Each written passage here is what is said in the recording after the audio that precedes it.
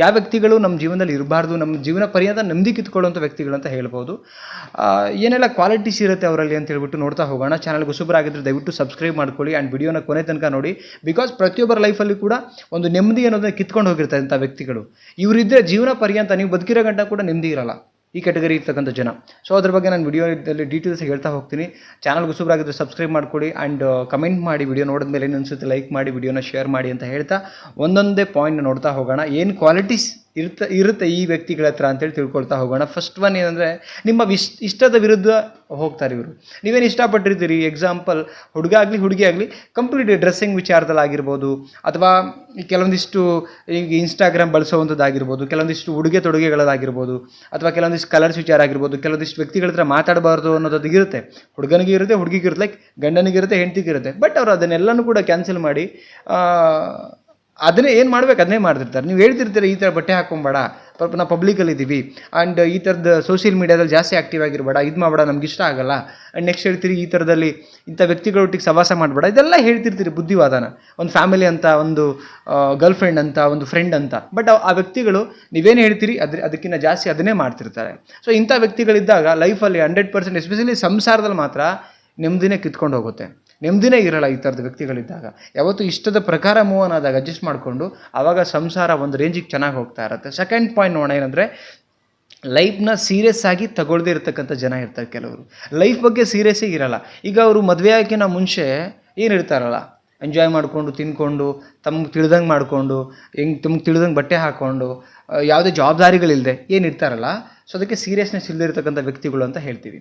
So after the marriage ಒಂದು ಜವಾಬ್ದಾರಿ ಅನ್ನೋದಿರುತ್ತೆ, ಒಂದು ಲಗೇಜ್ ಬ್ಯಾಗ್ ಅಂತ ಒಂದು ಬರುತ್ತೆ ನಿಮಗೆ. ಲೈಕ್ ನಾನು ಎಕ್ಸಾಂಪಲ್ ಕೊಟ್ಟಿರೋದು, ಒಂದು ಹೆಂಡತಿ ಅಥವಾ ಗಂಡ, ಅತ್ತೆ ಮಾವ, ನಿಮಗೆ ನಾಳೆ ಮಕ್ಕಳಾದರೆ ಮಕ್ಕಳ ಜವಾಬ್ದಾರಿ, ಒಂದು ಸೊಸೈಟಿನಲ್ಲಿ ಬದುಕ್ತಿದ್ದೀರಿ. ಸೊ ಲೈಫ್ನ ಸೀರಿಯಸ್ ಆಗಿ ತೊಗೊಳ್ಬೇಕು, ಹೆಂಗೆ ಮೂವ್ ಆನ್ ಆಗಬೇಕು, ಹೇಗೆ ಮಾತಾಡಬೇಕು, ನಿಮ್ಮ ಉಡುಗೆ ತೊಡುಗೆಗಳೇನು, ನಿಮ್ಮ ಸೋರ್ಸ್ ಆಫ್ ಇನ್ಕಮ್ ಏನು, ಹೇಗೆ ಬದುಕಬೇಕು, ನಿಮ್ಮನ್ನು ಎಲ್ಲರೂ ಕೂಡ ಅಬ್ಸರ್ವೇಷನ್ ಮಾಡ್ತಿರ್ತಾರೆ. ತಪ್ಪು ಒಪ್ಪು ಆಮೇಲೆ ಸೆಕೆಂಡ್ ವಿಚಾರ. ಬಟ್ ನೀವು ಇರುವಂಥ ರೀತಿ, ನಿಮ್ಮ ಸೀರಿಯಸ್ನೆಸ್ ಲೈಫಿನ ಬಗ್ಗೆ. ಬಿಕಾಸ್ ನಾವು ಸಮಾಜದಲ್ಲಿ ಬದುಕ್ತಾ ಇದೀವಿ ಅಂದರೆ ಪ್ರತಿ ಕ್ಷಣ ನಮ್ಮನ್ನು ಅಬ್ಸರ್ವ್ ಮಾಡ್ತಿರ್ತಾರೆ ಜನ, ಮನೇಲಿ ಮಕ್ಕಳು ಅಬ್ಸರ್ವ್ ಮಾಡ್ತಿರ್ತಾರೆ. ಸೊ ಆ ಕಾರಣಕ್ಕೆ ನೀವು ಲೈಫ್ನ ತುಂಬ ಸೀರಿಯಸ್ ಆಗಿ ನೋಡಿ. ನಿಮ್ಮ ಮಕ್ಕಳಿಗೆ ನೀವು ಬುದ್ಧಿ ಹೇಳ್ತಿರ್ತೀರಿ, ಏನೋ ಮಾಡ್ತಾ ಇರ್ತೀರಿ, ಬಟ್ ನೀವು ನೆಟ್ಟಿಗಿಲ್ಲ ಅಂತ ಹೇಳಿದ್ರೆ ಅಲ್ಲಿ ವೇಸ್ಟ್ ಆಗಿಬಿಡುತ್ತೆ. ಮಕ್ಕಳಿಗೆ ಓದೋದನ್ನು ಹೇಳ್ತೀರಿ, ನೀವು ಮೊಬೈಲ್ ಹಿಡ್ಕೊಂಡು ಕೂತಿರ್ತೀರಿ, ಅಂದಾಗ ಮಕ್ಕಳು ಹೇಗೆ ತೊಗೊಳಕ್ಕೆ ಸಾಧ್ಯ? ನೋಡಿ ಕಲಿತವೆ. ಕರೆಕ್ಟ್. ಆ ಕಾರಣಕ್ಕೆ ಲೈಫ್ನ ಸೀರಿಯಸ್ ಎಲ್ಲ ವಿಚಾರ, ಗಂಡನ ಬಗ್ಗೆ ತುಂಬ ಸೀರಿಯಸ್ ಆಗಿರಬೇಕು, ಹೆಂಡತಿ ಬಗ್ಗೆ ತುಂಬ ಸೀರಿಯಸ್ ಆಗಿರಬೇಕು, ಅವರ ಅಂಡರ್ಸ್ಟ್ಯಾಂಡಿಂಗ್ ಮಾಡ್ಕೊಳ್ಳೋದ್ರ ಬಗ್ಗೆ ಆಗಿರ್ಬೋದು, ಅವ್ರನ್ನ ಖುಷಿ ಪಡಿಸೋದ್ರಲ್ಲಾಗಿರ್ಬೋದು, ಬಿಸ್ನೆಸ್ ವಿಚಾರ, ಜಾಬ್ ವಿಚಾರ, ಎಲ್ಲದರಲ್ಲೂ ಸೀರಿಯಸ್ ಆಗಿ ಇರಬೇಕಾಗುತ್ತೆ after the marriage. So serious ಇಲ್ಲದೇ ಇರತಕ್ಕಂಥ ವ್ಯಕ್ತಿಗಳು ನಿಮ್ಮ ಲೈಫಲ್ಲಿದ್ದರೆ ನೀವು 100% ಹೇಳ್ತೀನಲ್ಲ, ಲೈಫಲ್ಲಿ ಪ್ರತಿದಿನ ನೀವು ಸಾಯ್ತೀರ. ಬದುಕಿರ್ತೀರ ನೋಡೋಕೆ ಮಾತ್ರ, ಬಟ್ ಪ್ರತಿದಿನ ಸಾಯ್ತಾ ಇರ್ತೀರ.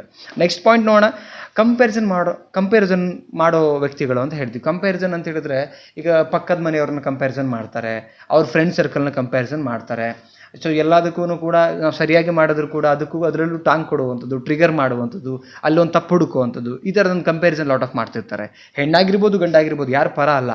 ಸೊ ಈ ಥರದೊಂದು ಕ್ವಾಲಿಟಿ ಇದ್ದಾಗ ಏನಾಗುತ್ತೆ, ಅಲ್ಲಿ ಅವರಿಗೆ ಏನು ಮಾಡೋದು ತಪ್ಪನ್ನು ಕಂಡುಹಿಡಿತಾರಲ್ಲ ಇವರು, ನಮ್ಮ ಮೇಲೆ ಸ್ಯಾಟಿಸ್ಫೈಡೇ ಇಲ್ವಲ್ಲ, ಇರೋದನ್ನು ಎಕ್ಸೆಪ್ಟ್ ಮಾಡ್ಕೊಳ್ಬೇಕು, ಇರೋದನ್ನು ಇಷ್ಟಪಡಬೇಕು, ಅದು ಆ್ಯಕ್ಚುಲಿ ನೆಮ್ಮದಿ ಕೊಡುತ್ತೆ. ಬಟ್ ಇವರೇನು ಮಾಡ್ತಾರೆ, ಎಷ್ಟೇ ಚೆನ್ನಾಗಿದ್ರು ಕೂಡ ಇನ್ನೂ ಹಿಂಗೆ ಮಾಡ್ಬೋದಿತ್ತಲ್ಲ, ಅಥವಾ ಹೀಗೆ ಮಾಡ್ಬೋದಿತ್ತಲ್ಲ, ನಿನ್ನ ಪಕ್ಕದವ್ರು, ನಿನ್ನ ಫ್ರೆಂಡ್ ನೋಡು, ಅವ್ರು ನೋಡು, ಇವ್ರು ನೋಡು, ನಿಮ್ಮ ಫ್ಯಾಮಿಲಿ ನೋಡ್ಕೊ, ಎಲ್ಲ ವಿಚಾರದಲ್ಲೂ ನೀವು ಕಂಪ್ಯಾರಿಸನ್ ಮಾಡ್ತಾ ಹೋದರೆ ಅಲ್ಲಿ ಏನಾಗುತ್ತೆ, ಇಂಬ್ಯಾಲೆನ್ಸ್ ಆಗ್ತಾ ಹೋಗುತ್ತೆ. ಸೊ ಲೈಕ್ ಎಲ್ಲ ವಿಚಾರದಲ್ಲೂ ಇಂಬ್ಯಾಲೆನ್ಸ್ ಆಗ್ತಾ ಹೋಗುತ್ತೆ. ನೀವು ಹಸ್ಬೆಂಡ್ ಆ್ಯಂಡ್ ವೈಫ್ ಅಂತೂ ಚೆನ್ನಾಗಿರೋಕ್ಕೆ ಸಾಧ್ಯನೇ ಇಲ್ಲ.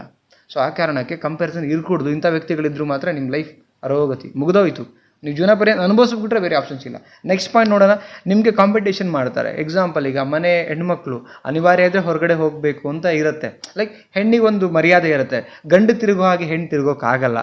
ಸೊ ಕೆಲಸ ಇದ್ದಾಗ ಮಾತ್ರ ತಿರುಗಬೇಕಾಗತ್ತೆ. ಕೆಲವೊಂದು ಸಲ ಗಂಡು ಮಕ್ಕಳು ಬೀದಿ ತಿರುಗಿರ್ತಾರೆ, ಕೆಲಸ ಇರಲಿ ಇಲ್ಲದೇ ಇರಲಿ, ಎಣ್ಣೆ ಹೊಡ್ಕೊಂಡು ಏನೇನೋ ಒಟ್ಟಿನಲ್ಲಿ ಇರ್ತಾರೆ. ಹಾಗಂತ ಹೆಣ್ಣಿಗಲ್ಲ, ಹೆಣ್ಣಿಗೆ ಪ್ರತ್ಯೇಕವಾಗಿರ್ತಕ್ಕಂಥ ಒಂದು ಸ್ಥಾನ, ಒಂದು ಮರ್ಯಾದೆ, ಗೌರವ ಇದೆ.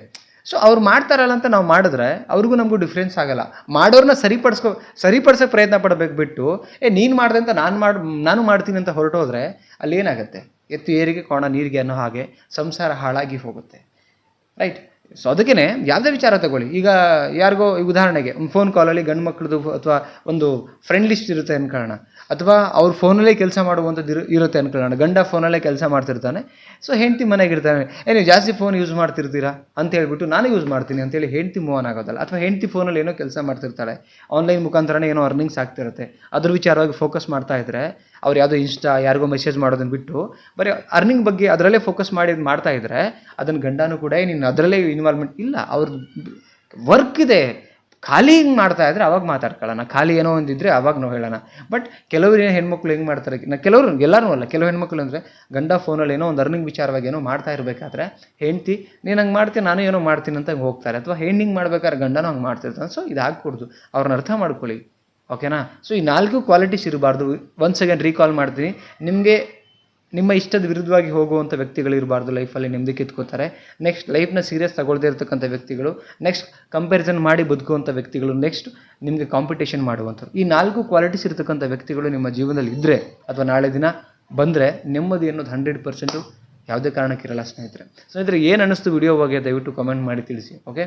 ಆ್ಯಂಡ್ ಐ ಥಿಂಕ್ ವಿಡಿಯೋ ಇಷ್ಟ ಆಗಿದ್ದರೆ, ನಿಮ್ಮ ಲೈಫಲ್ಲಿ ಆ ಥರದ ವ್ಯಕ್ತಿಗಳಿದ್ದರೆ ಅವರಿಗೆ ಶೇರ್ ಮಾಡಿ, ಅಟ್ಲೀಸ್ಟ್ ಒಂದು ಅರ್ಥ ಆಗಲಿ ಅಂತ ಹೇಳ್ಬಿಟ್ಟು ನಾನು ವಿಡಿಯೋನ ಮಾಡ್ತಾ ಇದ್ದೀನಿ. ಕಮೆಂಟ್ ಸೆಕ್ಷನಲ್ಲಿ ಕಮೆಂಟ್ ಮಾಡಿ ಅಂತ ಹೇಳ್ತಾ ಲೈಕ್ ಮಾಡ್ತೀರಾ. ಫೈನಲಿ ಸಬ್ಸ್ಕ್ರೈಬ್ ಮಾಡ್ಕೊಳ್ಳಿ. ಮತ್ತೊಂದು ಟಾಪಿಕಲ್ಲಿ ಸಿಗ್ತೀನಿ. ನಮಸ್ತೆ.